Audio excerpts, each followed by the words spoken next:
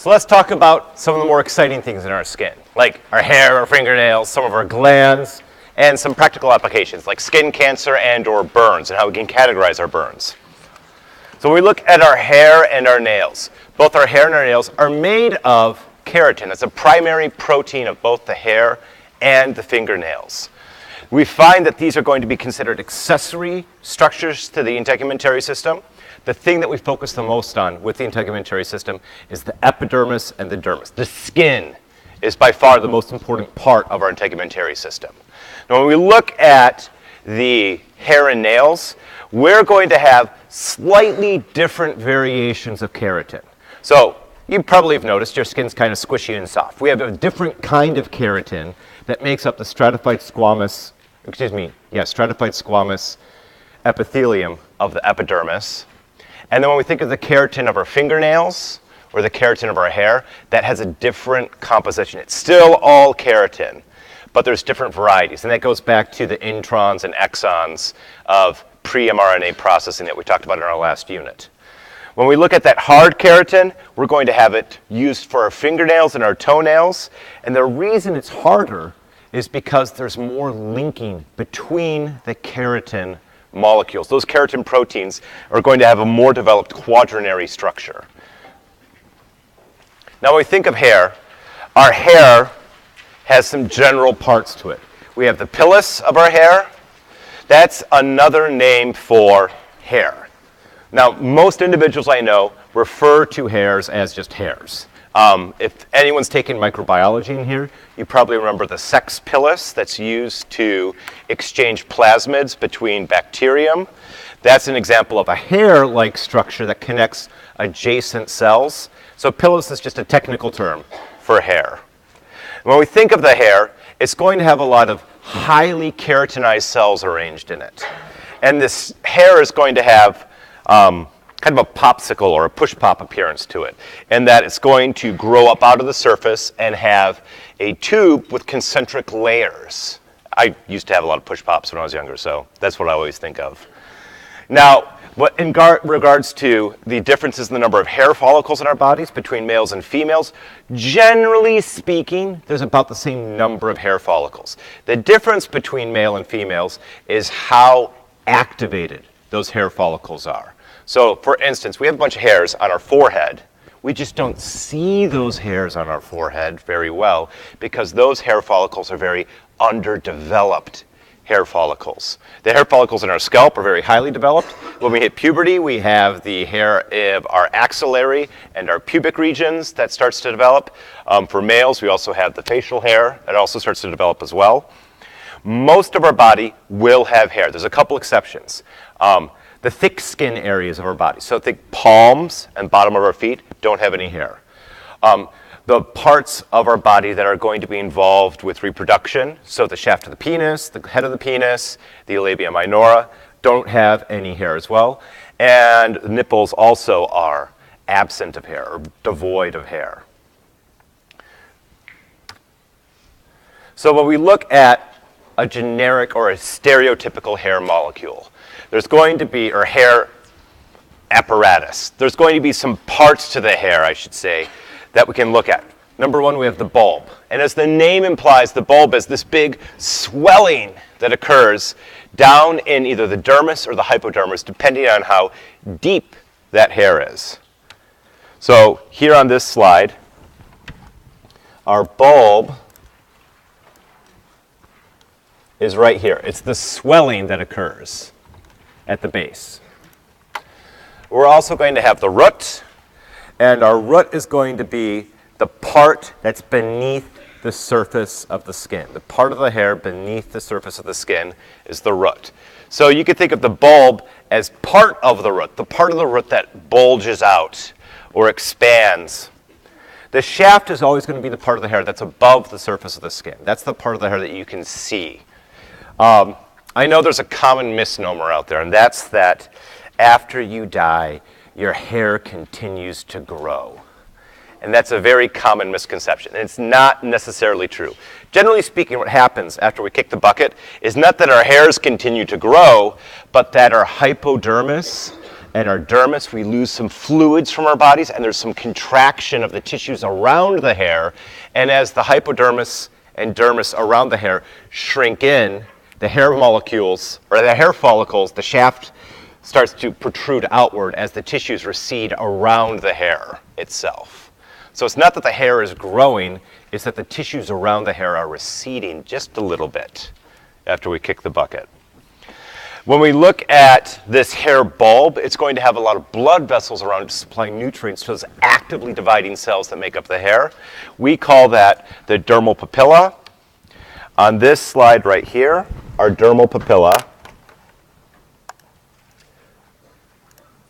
is right there at the base of the bulb.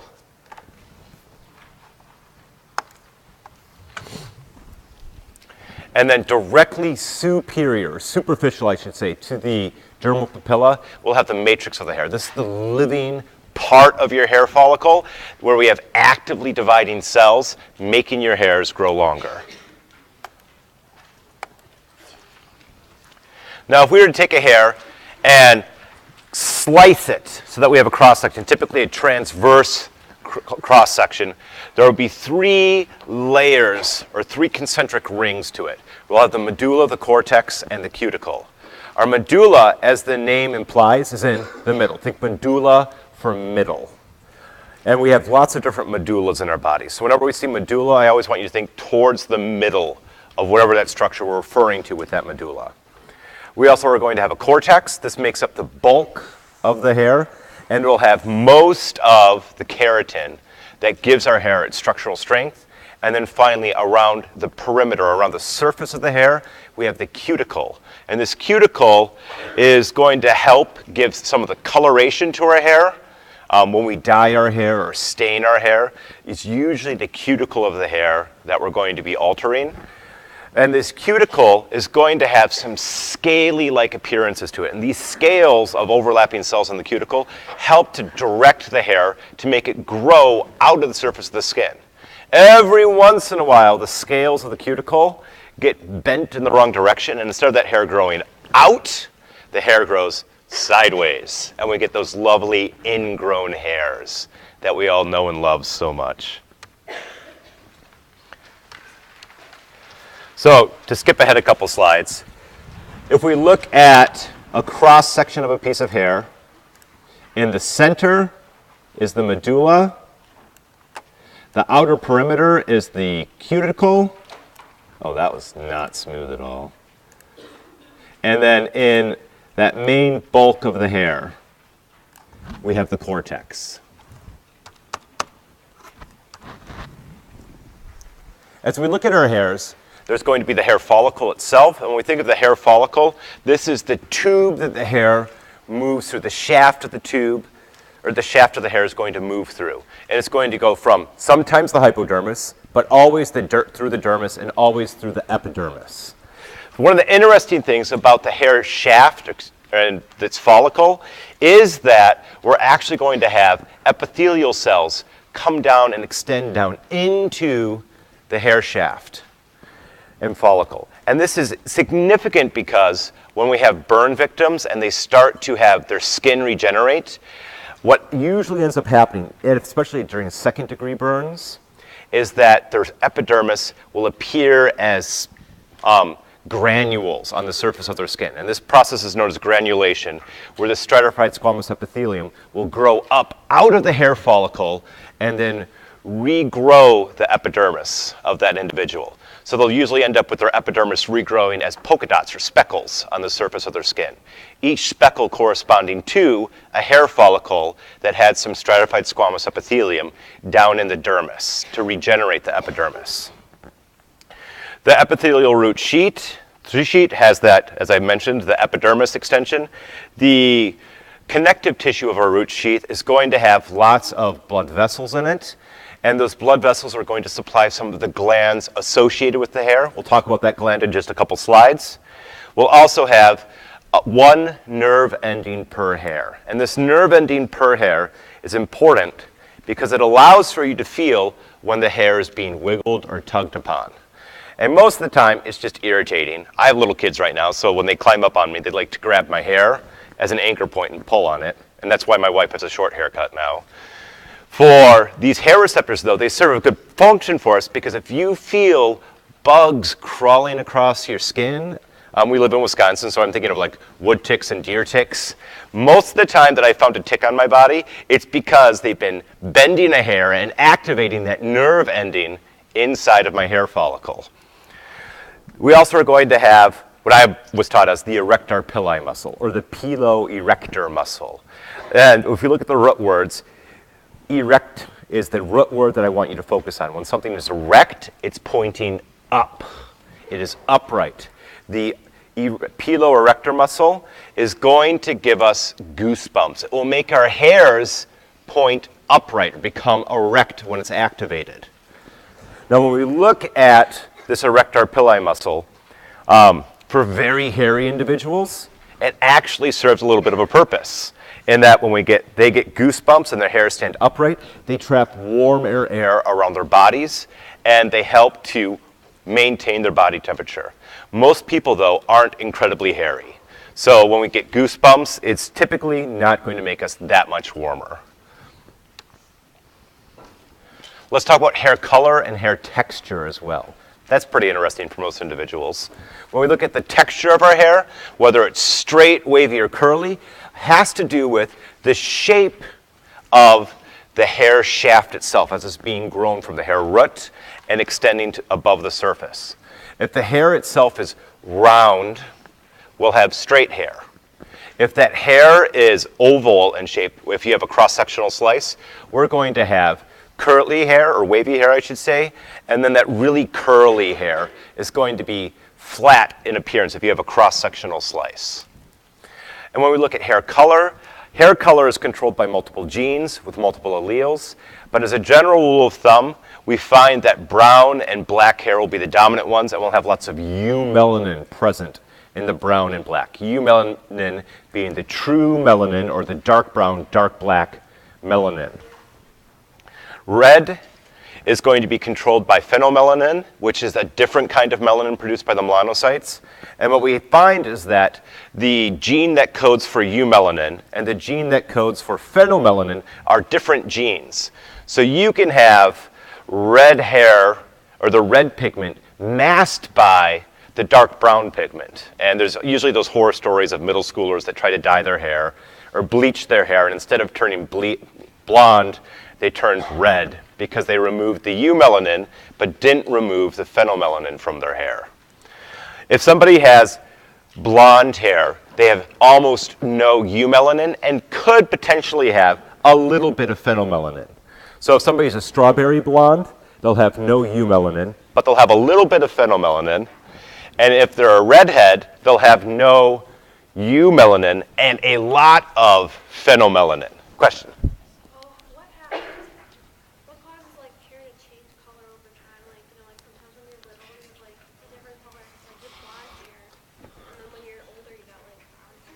Oh yeah, fabulous question. So the question was, what causes hair to change color over time?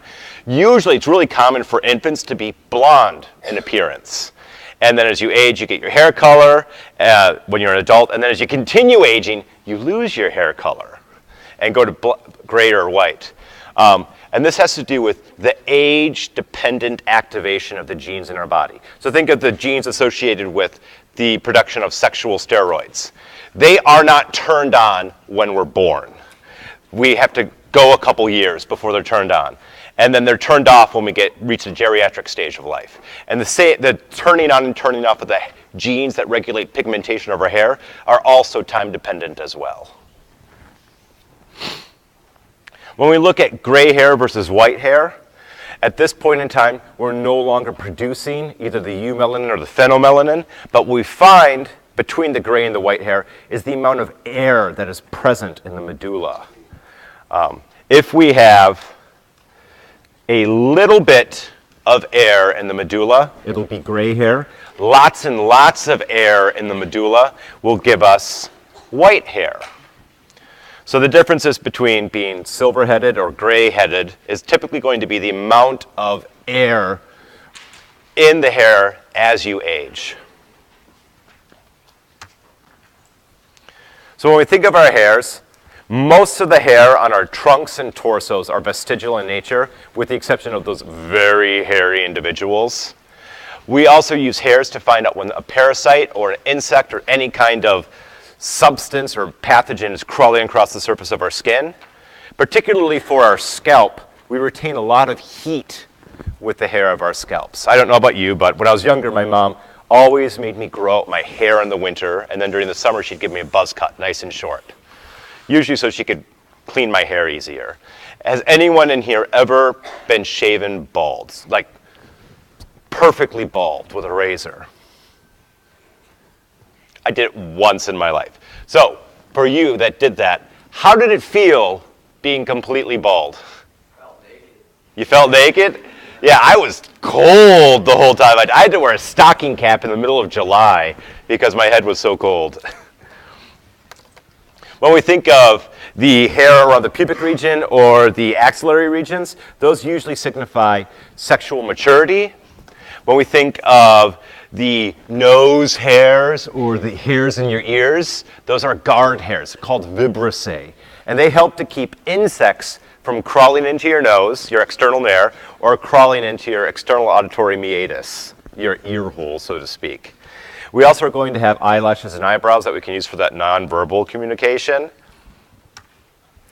So, let's do a concept check, guys, gals. The contraction of the piloerector muscles in humans causes what?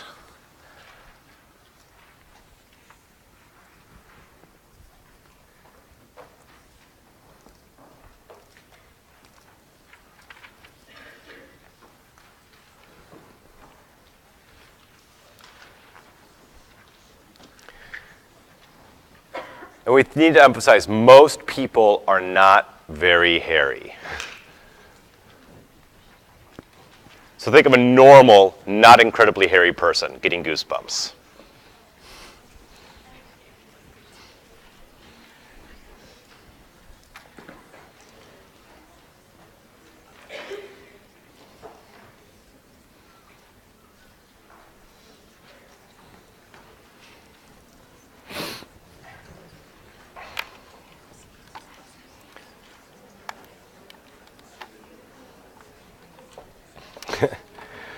So this is pretty typical for results.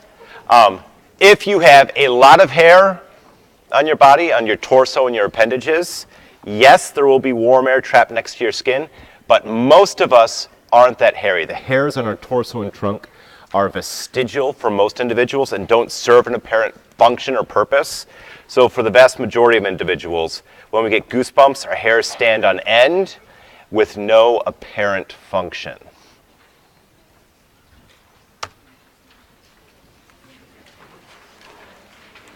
Let's talk about our nails, our fingernails and our toenails. So as we look at our nails, this is going to be the keratin that has the most cross-linking in it. Our fingernails and toenails are going to be a derivative. They'll come from the stratum corneum. And think back to last Wednesday when we talked about the stratum corneum. The stratum corneum is the most superficial layer of the epidermis. The epidermis has 5 layers. The stratum corneum is the one on the surface with the fully keratinized keratinocytes.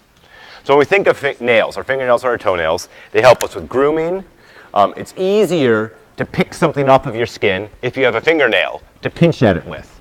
It's also going to aid you with manipulation of objects, whether that's picking fruit or maybe you're trying to play with some Legos. I'm not sure what object you may be manipulating. And then when we think of a really important function here, they serve to protect your fingertips. For all the clumsy people out there, that maybe you slam your fingers in the car doors or maybe you're constantly pinching your fingertips on things, it's really nice to have fingernails to minimize the amount of damage that occurs to your fingertips and or your toenails if you're stubbing your toe, usually in the dark. Now as we look at our nails, the nail plate is the big hard part of the fingernails and toenails. And our nail plate has 3 primary areas. The free edge is the part that you clip with your fingernail or toenail clippers. That's the part that hangs off into the surface. We have the nail body, which is typically going to be the pink portion. And then we have the nail root, which is where it's going to be actively dividing and reproducing. So as we're looking at this diagram, and I'll go with red here, we have our nail plate, with the free edge being the part that hangs over, the root being covered by the epidermis, and then the nail body being the primary portion. And as we're looking at this highly manicured fingernail, we notice that there's a white portion, and I always thought this term was kind of a fun term. The lunule of the fingernail is based off of the root word luna for moon, and it looks like a crescent moon. If you look at that white portion of your fingernail, that's supposed to resemble a crescent moon to early anatomists and is called the lunule.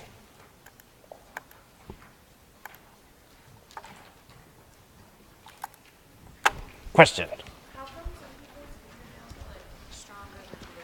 Ooh, how come some people have strong fingernails? And conversely, how come some people have weak fingernails and maybe opening a can of pop, you crack your nails all the time? That primarily is going to be due to two things, genetics and diet. What are fingernails made up of? Keratin. And what kind of a molecule is keratin? We have proteins, lipids, carbs, nucleic acids. So of those four, which one would keratin be?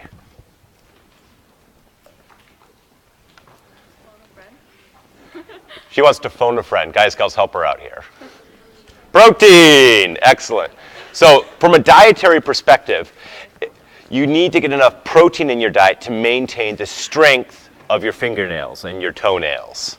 The genetic component, you really can't do that much about, but you definitely can control your protein intake. Let's move on to glands.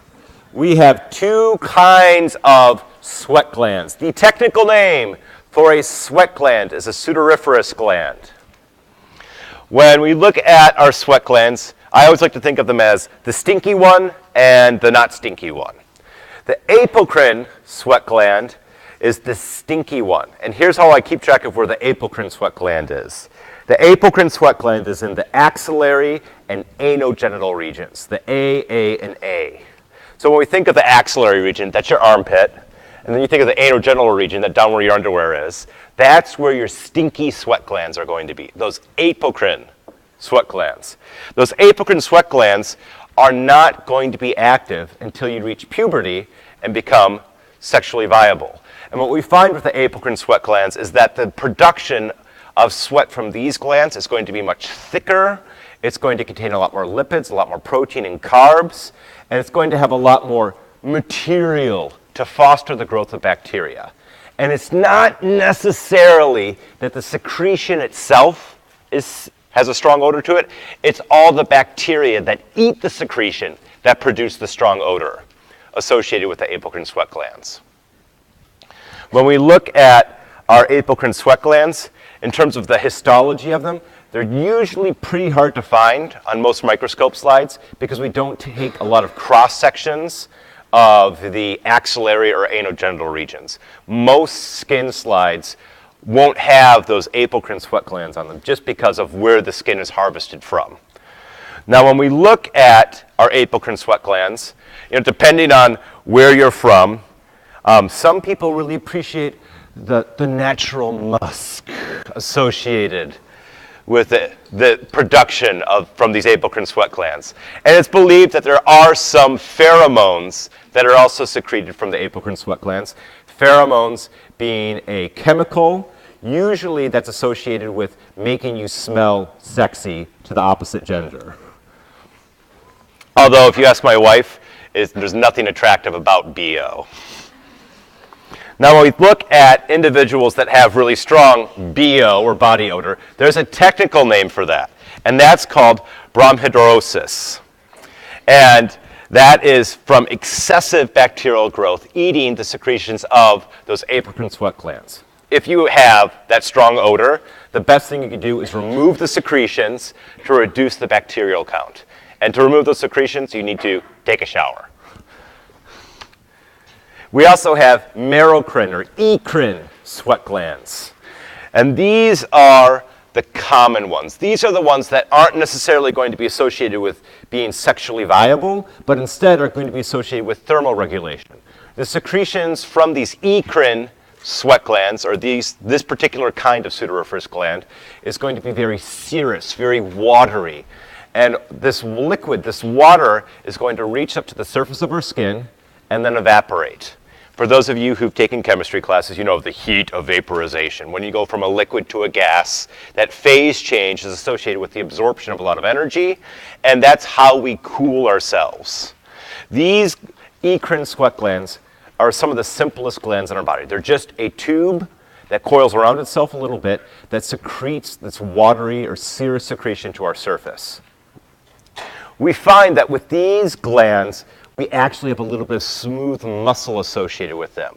So that depending on the stimulus, you can actually squeeze sweat onto the surface of our skin. Some people have been known that if you agitate them or if you irritate them or if you expose them to the correct psychological stimulus, you can make sweat droplets appear on their skin as their apocrine sweat glands start to activate. Some people report feeling a tingly sensation when they first start having a lot of physical activity as those smooth muscles of their apocrine sweat glands start to contract right at the beginning of their workout. So let's talk about the sweat from those apocrine sweat glands.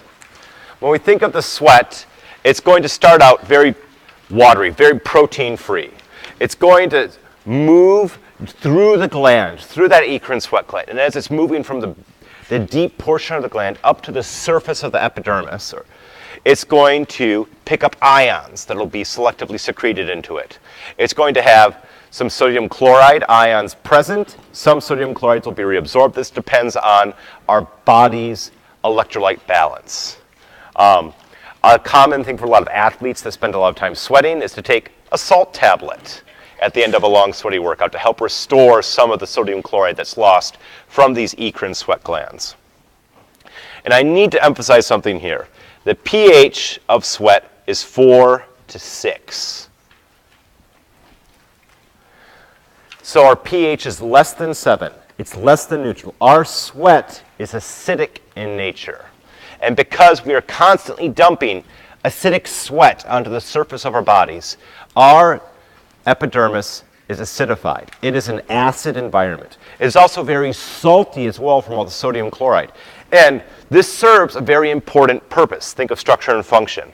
The function of having acidic salt all over the surface of our bodies is to make our epidermis really uninviting to bacteria. Only special bacteria can grow on the surface of our skin because it's way too salty and because it's way too acidic. This is one of the reasons why you don't necessarily want to shower 3 or 4 times a day, because if you shower 3 or 4 times a day for an extended period of time, you lose your acid mantle, and then it becomes easier for regular bacteria that need a neutral pH to start to grow and populate your skin. Now, I remember when I was cutting weight for wrestling, I watched my weight like a hawk, and I would lose 1/10 of a pound an hour sitting there doing nothing with insensible perspiration just by breathing, the humidity of your mouth and that light sweating that you do from your skin. If we look at the course of a day, we lose about half a liter of liquid just sitting there doing nothing. We also find that if we increase our body temperatures, we can get wet on the surface of our skin. And the technical name for sweating so much that you're wet is called diaphoresis. As we look at individuals that are exercising hard, a typical individual that's exercising hard can lose up to a liter of sweat an hour. Individuals that are maybe not exercising in the most healthy environment could lose up to 4 liters of sweat an hour. So, let's do a concept check here, guys, gals. When we think of our cutaneous glands, which ones are associated with cooling our bodies? The ceruminous, the sebaceous, the merocrine, also known as the apocrine, the apocrine, or the exothermic glands.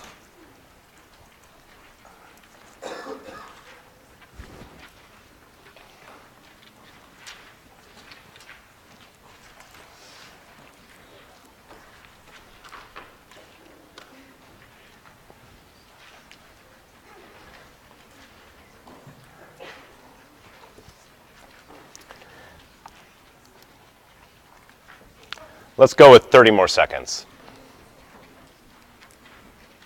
So which gland is primarily associated with cooling our bodies?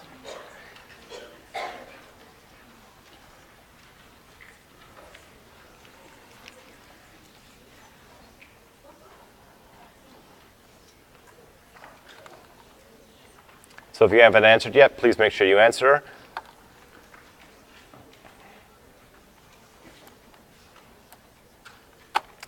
The correct answer is the merocrine sweat glands, also known as the eccrine sweat glands. And it looks like we did a pretty solid job on that one. Excellent. Let's move on and talk about our sebaceous glands. When you think sebaceous gland, most people, or when you say sebaceous, most people say oil gland. And that's because the secretion from a sebaceous gland, the sebum that comes from that sebaceous gland, has a lot of lipids present in it. However, as we're looking at this sebum, it's more than just oil. It has carbohydrates, and it also has proteins. So calling it an oil gland, when it also secretes carbs and proteins, isn't technically the most accurate thing to do. This combination of oil, carbs, and proteins is called sebum. The gland that secretes it is a sebaceous gland. And to find a sebaceous gland on a microscope slide, look for the hair root. If you can find that hair root, and then you can find next to it the sebaceous gland itself. So here's the hair follicle. And then next to the hair follicle we'll have part of our sebaceous glands. That sebaceous gland can be off to the side a little bit. Usually it'll be connected directly to that hair follicle. Now when we think of the sebum, we need a little bit of sebum in our lives. We need a little bit of moisturizing on our skin. Think back to when you were in middle school, when you produced way too much sebum. And in those situations, there is too much proteins, lipids, and carbs being dumped into your hair follicles, and then bacteria was able to grow and reproduce there, and we got those lovely pimples, that acne that we love so much when we were in middle school. When we reach adulthood, our hormones reach homeostasis, they reach equilibrium, and we downregulate sebum production.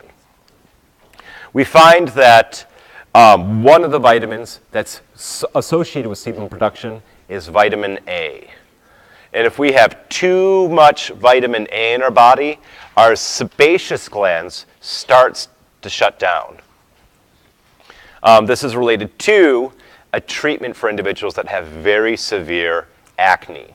The brand name for highly concentrated vitamin A tablets is Accutane. And individuals that take Accutane usually will spend 6 months with their sebaceous glands shut down.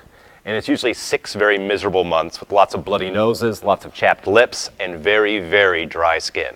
But they get the acne out of their bodies.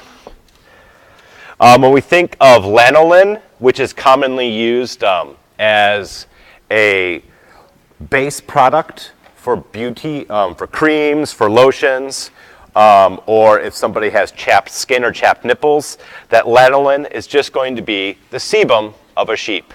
And when we think of sheep, they have lots and lots of hair that needs to be lubricated. Sheep produce incredible amounts of sebum because of the incredible amount of hair present on the sheep. Our ceruminous gland is also known as the earwax gland. And again, we're being technical here. It's not just wax that's secreted into your ear. It's some lipids with carbs and proteins. But the composition is different. It's not the same composition or ratio of lipids to carbs and proteins that we have in the sebum. It's a different ratio in our ears. So instead of calling it sebum for our sebaceous glands, we call it cerumen for our ceruminous glands.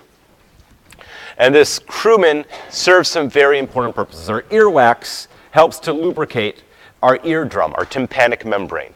If our tympanic membrane loses its flexibility, we lose the ability to take vibrations outside of our bodies and translate them to signals that we can interpret as sound. So we need that tympanic membrane to be very flexible for us. This cerumen also serves to waterproof our ear canal, the external acoustic meatus. It is highly acidic and contains a lot of antimicrobial proteins, so it's going to remove bacteria from our ear. It's also going to make it difficult for insects and larger organisms to crawl into our ears, in that those insects will get stuck in the wax and not make it all the way into the eardrum or the tympanic membrane.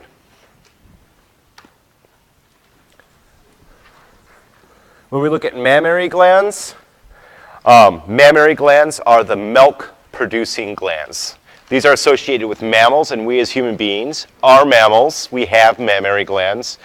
Our mammary glands are going to develop when a female is pregnant and lactating. Everyone in this room, everybody, male and female, whether you are pregnant and lactating or whether you're not pregnant and lactating, we all have undeveloped mammary glands. But to develop them, we need to expose those glands to some hormones, some prolactin, some progesterone, some estrogen. We'll talk about those more with the endocrine system, and those hormones will develop the gland and make it to secrete milk. We find that the mammary gland is going to secrete milk, and if we think of milk, it's watery and has a lot of fat in it. So this mammary gland is going to have multiple modes of secretion in it. It's going to have some modified apocrine sweat glands that not only will have a lot of lipids being dumped into the secretion, but will also have a lot of serous secretion as well to get the water or the liquid component of the milk. Let's move on to cancers. For our integumentary system, we have a lot of damage caused by ultraviolet radiation. When UV radiation hits our skin, a lot of times it causes two thymines, two T's that are next to each other in our DNA, to get stuck together with a covalent bond and become non-functional. We lose those thymines in our genome. And as we have skin cancer build up in our bodies, or these mutations build up in our bodies, as we age, eventually some of the cells of our dermis and epidermis start to reproduce out of control. They become cancerous. And there's 3 kinds of skin cancer that are named for where in the epidermis they originate. Do they come from a keratinocyte? Do they come from a melanocyte? Or do they come from a different layer of the epidermis? The 3 kinds of skin cancer we're going to talk about are the basal cell carcinomas, squamous cell, and then malignant melanomas. So let's talk about basal cell carcinomas. These are very common skin cancers. They come from the stratum basale of the epidermis. So if a keratinocyte within the stratum basale begins to reproduce out of control, we then have a basal cell carcinoma. These skin cancers for lack of a better analogy, are thought of as warts by a lot of people. They're very common, they're treated very frequently, and they have a very high success rate of treatment. Most people don't get worried about these at all. You go to the doctor and they freeze it off with some liquid nitrogen. Squamous cell carcinomas, though, are not going to come from the stratum basale. Instead, the keratinocytes of the stratum spinosum are going to produce the squamous cell carcinoma. So one layer superficial to the stratum basale, we have the stratum spinosum, and the keratinocytes in that layer that start to reproduce out of control are going to form our squamous cell carcinomas. These carcinomas are going to form larger lesions. These larger lesions will typically have a little bit of ulceration, a little bit of weepiness and oozing associated with them. But like the squamous or the basal cell, squamous cell carcinomas have a very high success rate of treatment because the root cell they started from, a keratinocyte, is not designed to move around the body rapidly. Keratinocytes are designed to be immobile cells. So cancers that come from a keratinocyte, whether it's of the stratum basale or the stratum spinosum, are not going to be cancers that spread very quickly throughout our bodies. And then we have the melanoma. Melanomas arise from melanocytes. And a melanocyte is a cell that, when it's functioning normally, will move pretty rapidly throughout the epidermis. So if we have a melanocyte that's reproducing out of control, we'll have a cancer form that's going to spread very, very rapidly throughout the bodies. This is the rarest kind of cancer because melanocytes are the rarest, one of the rarest cells in our epidermis. The downside of the malignant melanomas is that it's the most deadly cancer. These melanocytes, or these cancerous melanocytes, will spread very rapidly throughout the body and will cause individuals to have a high degree of fatality. When treating a malignant melanoma, it almost looks like the surgeon will use a melon baller to the patient. And they err on the side of safety and remove big chunks of tissue from the patient to make sure they got all of those melanocytes, or those cancerous melanocytes, out of the patient. And then we'll have our three kinds of burns, first, second, and third degree burns. Let's talk about first degree burns. A first degree burn is when your epidermis gets red. It's commonly known as a sunburn. A second degree burn goes through the epidermis and part of the way through the dermis. The key sign and symptom of a second degree burn is a blister. So really bad sunburns are a second degree burn. Or if you burn yourself on the stove, you can get a second degree burn. If you go all the way through the epidermis and all the way through the dermis, we end up with a third degree burn. Individuals that have third degree burns lose the ability to contain fluids in their bodies and are going to suffer from rapid dehydration because they lose that fluid barrier. So, last question, then we're done. Burns that involve the epidermis, all of the dermis, and often deeper tissues are called what kinds of burns?